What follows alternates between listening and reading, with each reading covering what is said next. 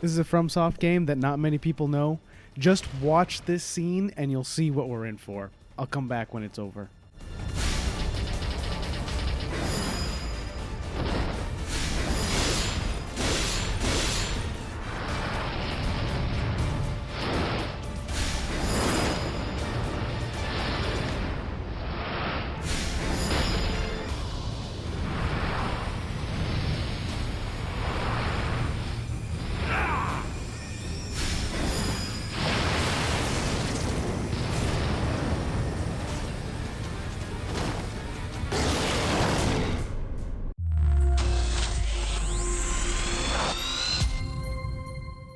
Welcome to Abandoned Save, where I highlight the good but not legendary games of the past that you forgot about and left that save in the dust. Does anyone really know what FromSoft was up to before the Souls series made them one of the biggest names in gaming? Because they've been around since 1986. Aside from a few Kingsfield and pre-Fires of Rubicon Armored Core fans, I don't think many people do. They were actually one of the few Japanese devs working closely with Microsoft on the Xbox 360, that's where I first played Dark Souls, and Microsoft were the publishers for the game I'm covering today, Ninja Blade. GameSpot called Ninja Blade one of the best games no one played back in 2009, but guess what, GameSpot? I did, and I want to talk about it. Tokyo, in the not-too-distant future of 2015. This man spots someone that needs some help, or at least I hope that's what's going on in his head after this thigh shot. Oh god! He's getting the tongue action he wanted, I suppose. 2,000 dead. Dispatch the ninjas? In the year 2015 to fight Resident Evil zombies. This is how we're starting the game. We even have Sasuke, voiced by Yuri Lowenthal, and an edgy sword.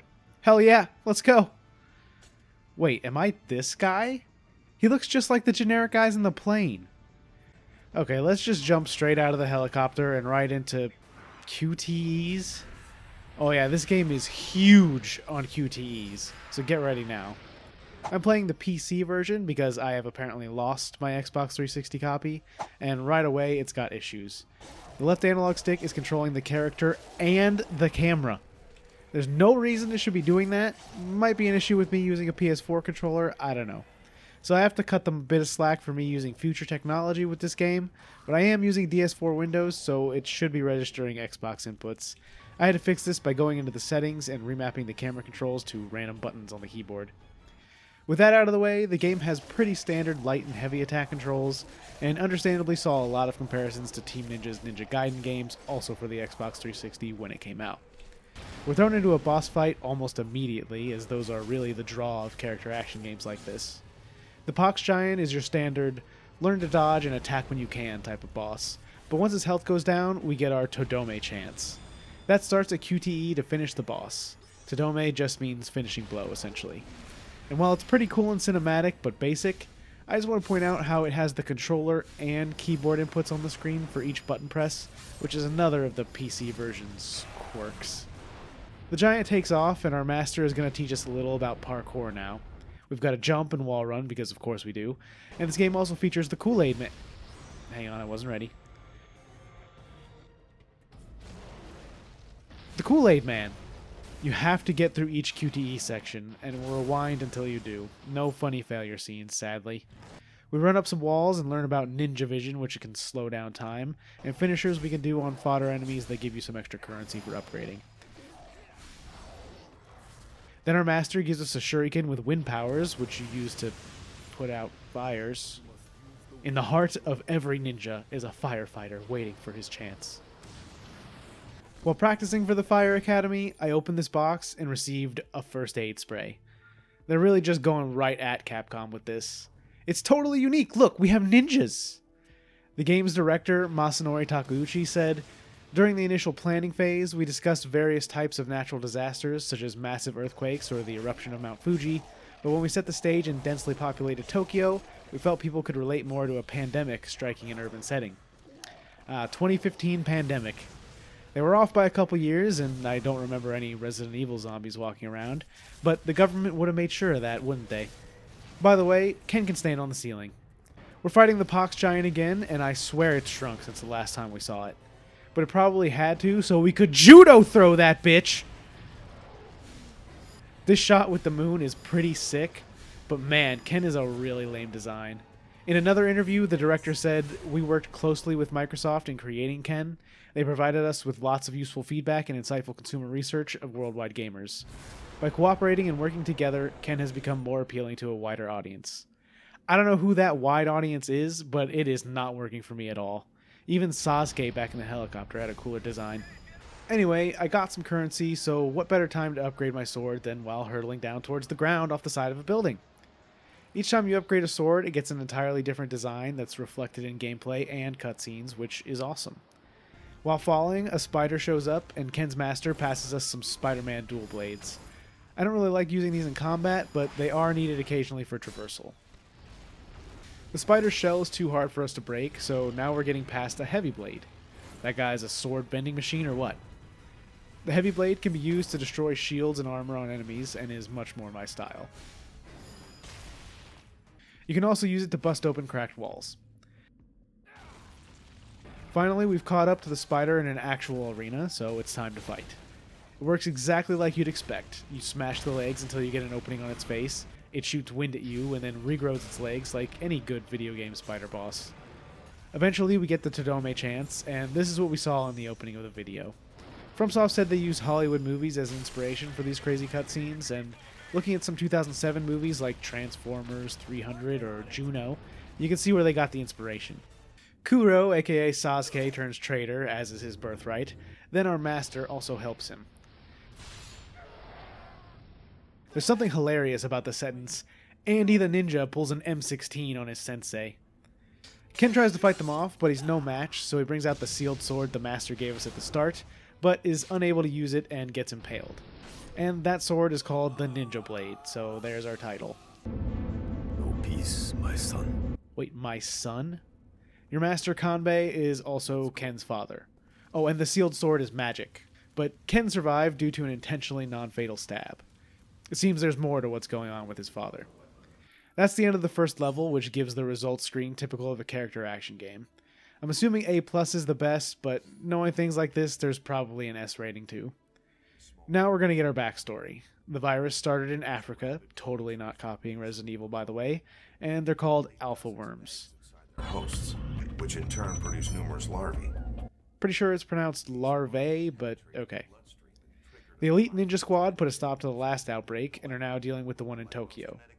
A laser is aimed at Tokyo, ready to blast it to the moon, but as I said, Ken survived and they're going to give him a chance to stop the outbreak himself before they blow it up.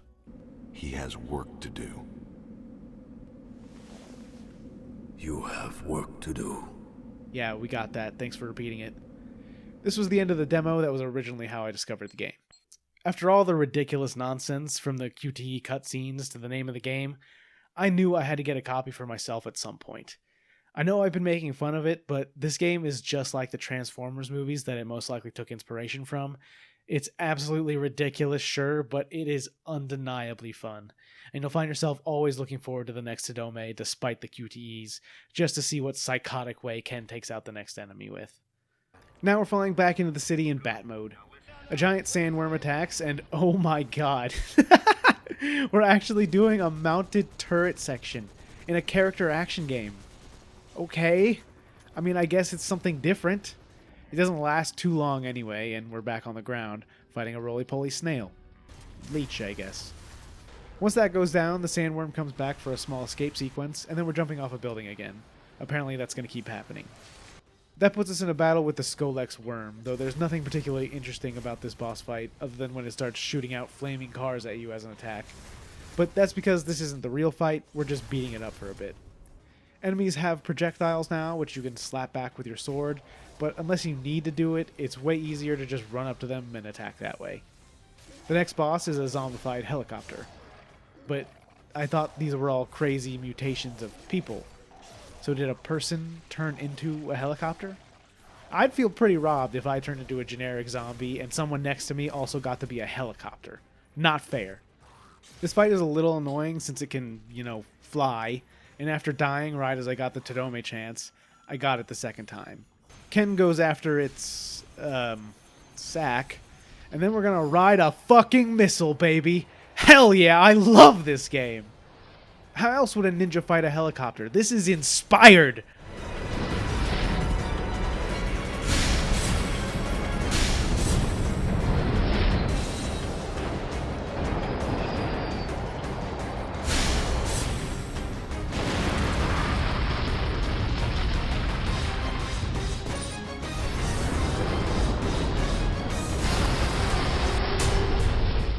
Out of that pops an orb Ken puts into his shuriken, and now we have access to fire powers as well, which can set things on fire to burn down obstacles or attack enemies. Oh, that was a stupid way to die.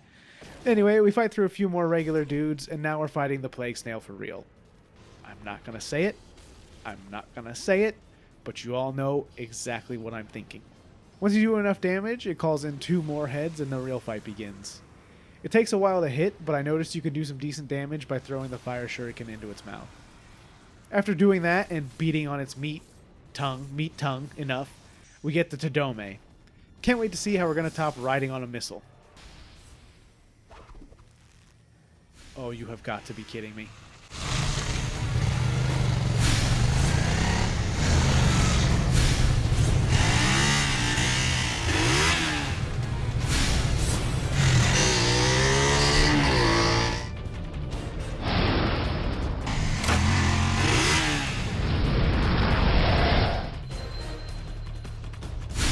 Okay, you slimy bastard.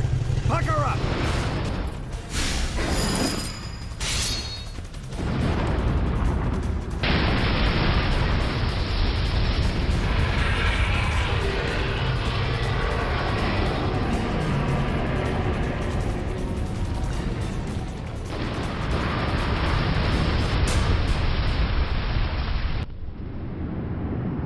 Ten out of 10. 10 out of 10. Absolute cinema. Apparently, there are some worms called king larvae, or larvae, I guess, that leave the host smart, and we found 2 which could be Sasuke and our father, so we're going after them. On an APC with a mounted gun, of course! This enemy in particular is straight out of Resident Evil. A snake-armed woman riding on a giant dog thing. And we're on the gun. I swear Resident Evil 6 took inspiration from this game. These were members of the Yakuza, so I guess no one was safe from the worms. By the way, Ken can ollie this thing like a skateboard. Ninja powers clearly allow you to control vehicles with your mind. Our prey deploys a crab monster to stop us, which destroys our car, jerks, so we're going to take it out on foot. Also, they can talk, so it seems to be the same situation as the 2 traders like we thought. This crab has some laser beams, but there's not much else to say about it. Most of the mid-level bosses don't have too much going on, but are still pretty fun to fight. I did die to this bastard like 3 times, though. Pat, pat, there. And he's got a motorcycle again.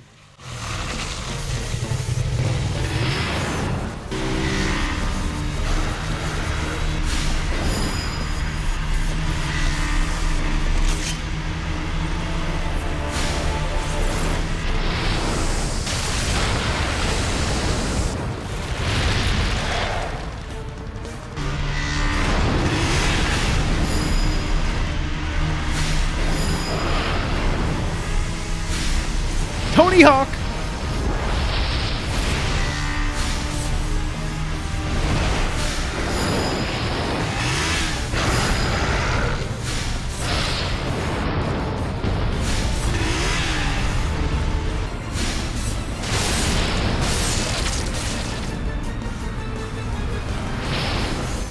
Goodbye, Mr. Krabs. Now we have an electric shuriken, and you know we can ride this thing straight up a wall. Let's track down that target. While working on it, there are some invisible enemies that we can use ninja vision to reveal. Is that going to become a thing in this game? No, not really. It barely ever comes up. Either they just kind of forgot about it, or cut some of its uses, if I had to guess. Finally, we've reached the target, and it is going down way too easily. This is definitely a 2-phase boss.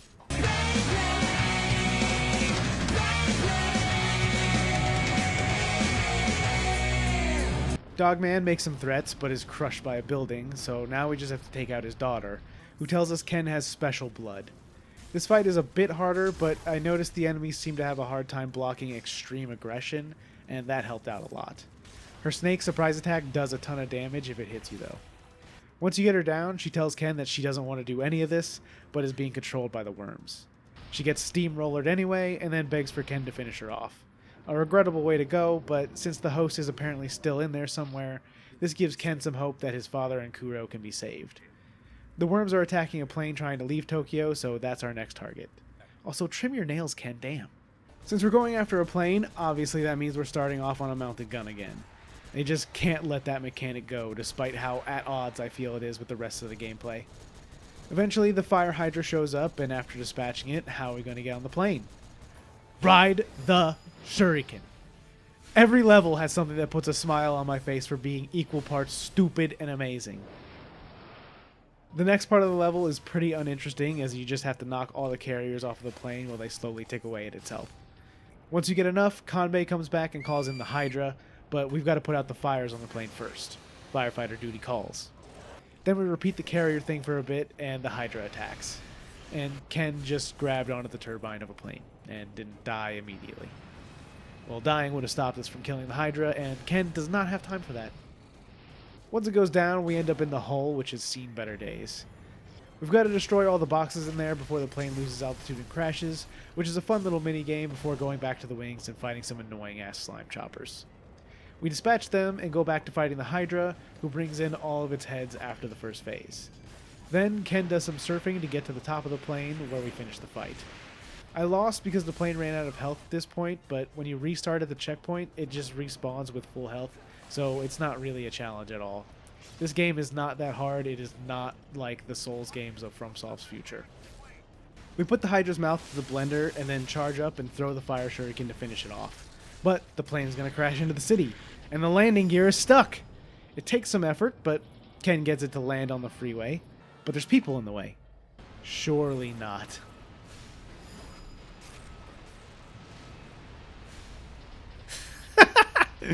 This game continues to deliver. You remember that scene in Spider-Man where Peter stops the runaway train?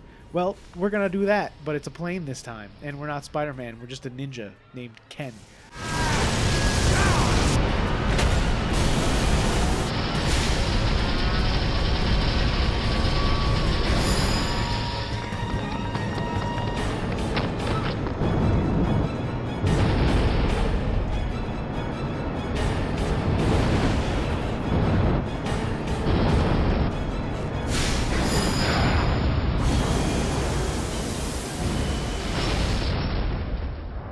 Absolutely incredible. We start the next mission with Kuro and Kanbei talking about getting Ken alive to get access to his blood, then shift to Ken arriving on the scene. Kuro is supposed to be laying a trap while Kanbei infiltrates the command center, whatever that means, so we start off with an oversized dust mite that apparently doubles as a bomb. Sasuke has given us a timer to defeat 3 more of those things before he gets bored and lets them blow, so we get to run around and find them. We take out the first one, then the second one actually uses the invisibility mechanic, which I think is the last of these to use, and then we're told that the final and biggest one remains. Yeah, that's pretty big. This is definitely the least interesting boss fight to me. You have to knock explosives into its mouth for forever, and you can get a bit of extra damage in with a fire shuriken. Now for the fun part. We've got to push it onto the elevator to make sure it doesn't blow underground and cause untold damage. Time for Todome. Shit, you're crazy.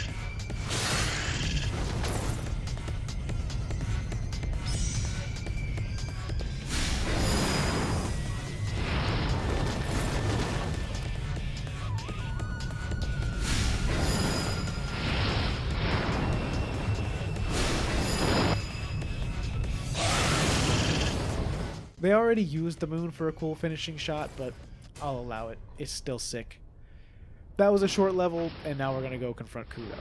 He's taken hostages inside a building, so we're going to make a loud entrance.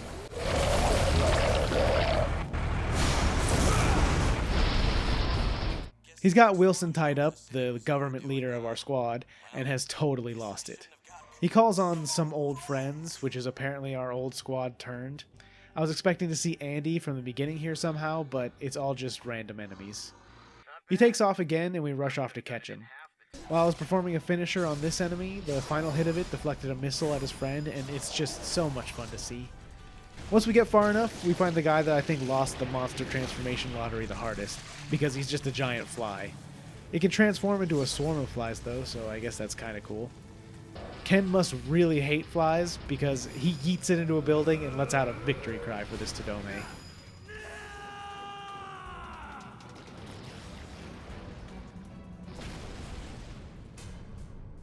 With that, we've made it to Kuro, and oh, okay, yeah, that's definitely Andy then. Figured they would bring him back like this, but just thought it was going to be sooner. The music did not work at all during this fight, but honestly, it's not that big of a loss. My two biggest complaints for this game are the character design and the music, PC issues notwithstanding, and that's really surprising for a FromSoft game. The character design was done by Capcom's Lost Planet designer, and the music by Norihiko Hibino, who's also known for the Metal Gear Solid music, so I'm not really sure what happened here. Ken puts Andy out of his misery, and Kuro starts talking about how the worms know about the bomb and are burrowing deep underground to avoid it, but then Wilson shows off some moves of his own. He says he learned jujitsu, but all he does is throw sucker punches, and then is defenseless once the sword comes out. Now we're off to confront Kuro in this beautiful Japanese garden on the roof. Kuro tells Ken that he was bred in a laboratory, born to genocide the bugs. Is that going to come up ever again? Absolutely not. This game is like The Room. There's plot threads that are just brought up out of nowhere and then left to die all over the place. But the plot isn't why we're here, let's be honest. Time to have a ninja fight with Kuro. You can create clones, which you can see through ninja vision, but even so, you don't need to. Kuro says he let the bugs infect him on purpose to gain power, and he becomes disgusting. The fight is pretty much the same though, and let's get up there and kick the shit out of him, just because.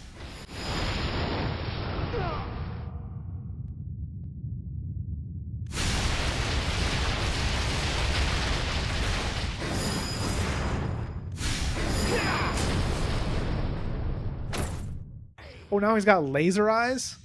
Probably should have used that in our fight, bud. He swallowed a bomb and wants to blow Ken up, but obviously that's not gonna work. Come on, man.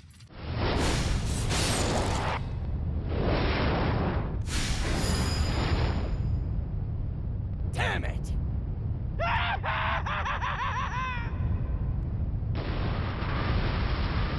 We're rescued by Kanbei on the way down. He shows Ken the termite mound Tokyo Tower and says that he betrayed the squad because he needed to do it in order to find the heart of the parasites. He can't hold them back much longer and invites Ken to finish him when the time comes. Somehow, no one was able to figure out that the gigantic bug tower right next to one of the city's biggest landmarks might have been something worth checking out without sacrificing their own life. They're a ninja squad, not a genius squad. The giant hive is beneath the tower, and we're gonna head over there. And what other way does Ken travel than in a mounted turret? I want to know what part of the ninja training covers shooting flying bug monsters from a mounted gun. A worm shows up and knocks Ken out of his sweet ride, and then all the shuriken power-up orbs just kind of disperse. There's no explanation for why the hell that happens, but now we gotta go around and get them all back before Ken can continue. While running through this level, I got enough orbs to finish upgrading the heavy sword, and it becomes a giant beat stick, which I think looks hilarious when Ken uses it to stab into things. That thing is for blunt force trauma only.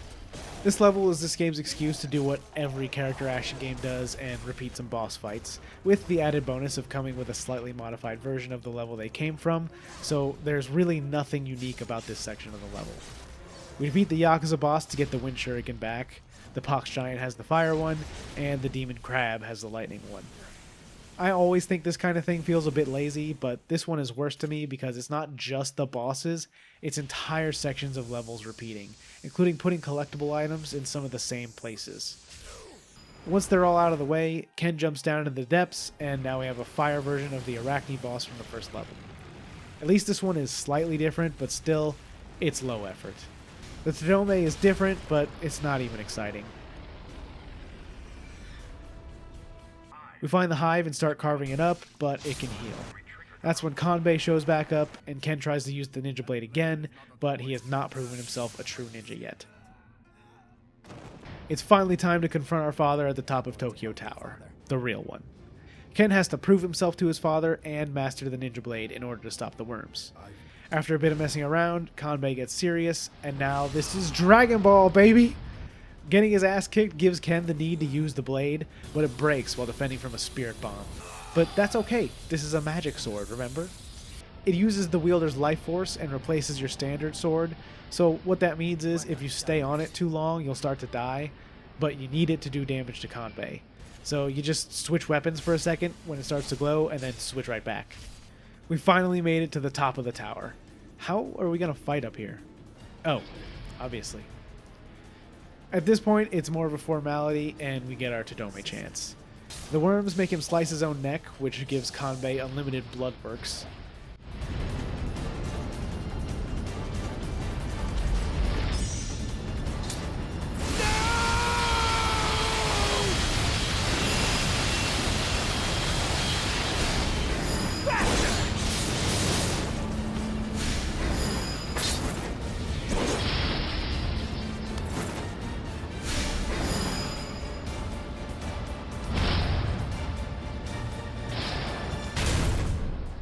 With a final slash, Kanbei is defeated and tells Ken that he needed to fight like a man with no hope, and he must save his mother. His mother? What does that mean? Well, spoiler alert, I have no fucking idea. This game is not going to bring that up again either. I assume the implication through everything is that Ken is a human-worm hybrid that was created to defeat the worms, but seriously, it's not going to explain it. Ever. Now that Kanbei is defeated and Ken is a true ninja, it's time to get serious. Perfect. Looks like the worms are getting serious too, and we have a new target, Bug Daddy. We're starting off in a helicopter with a gun for one final hurrah, and so Ken can get one more pilot/driver killed. Yep, there it goes. This level is a bit unique because it actually offers you two different paths, a parkour path or an enemy-filled path, and it's your choice on what to take. I chose the parkour path because I'm tired of fighting the basic enemies at this point. And that leads us to another fight with a Skull-X worm, while Bug Daddy continually tries to fry you with lightning from afar. We reach a building which is handily converted into an arena and start fighting. I believe the Ninja Blade is the only thing that can do damage to Bug Daddy, but I'm not 100% sure. With the first phase down, we do our Todome and slice at an eye, and now we're reset with the same kind of path choice as before. I make the same decision, and he gives us a lift with his sword up to a new arena. This guy does a ton of damage, but I have a wealth of first aid sprays at this point, so I'm basically unkillable. For this Todome, you have to leap off of his sword, which is pretty cool. Batter up!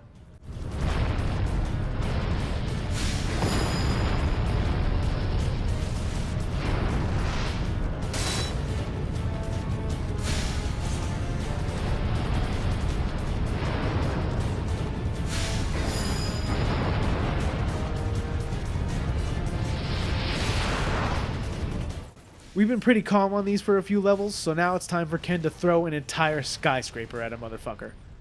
With a stab in the temple, he jumps into Daddy's mouth to go after the heart.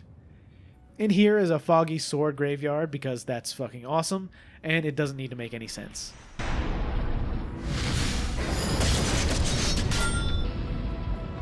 You want my blood? Come and get it! Unfortunately, even though this is the finale, there's not really much to it.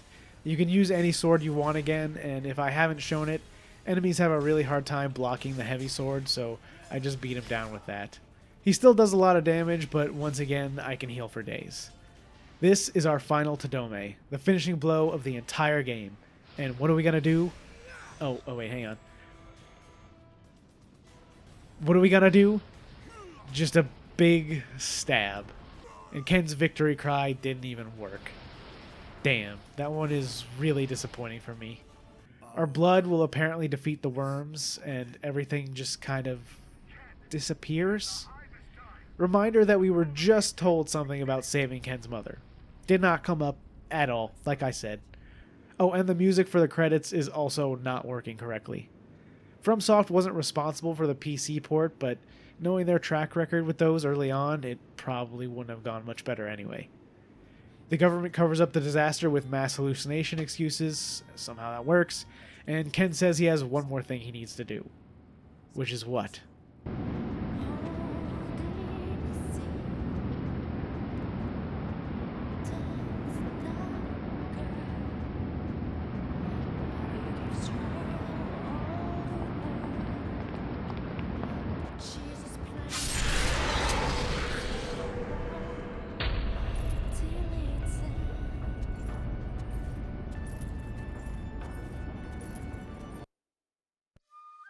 What did that scene even mean to convey? Ah well, remember, we weren't here for the story.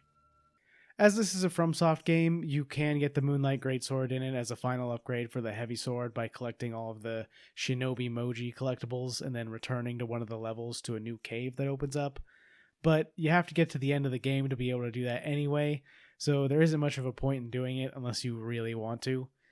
There's also more emblems and costumes that I missed throughout the levels that you can find, but aside from that, there really isn't much in the way of replayability, especially considering at that point you've already seen all of the Todomes, so going back to a level at that point just feels extra tedious as there's no way you can skip them.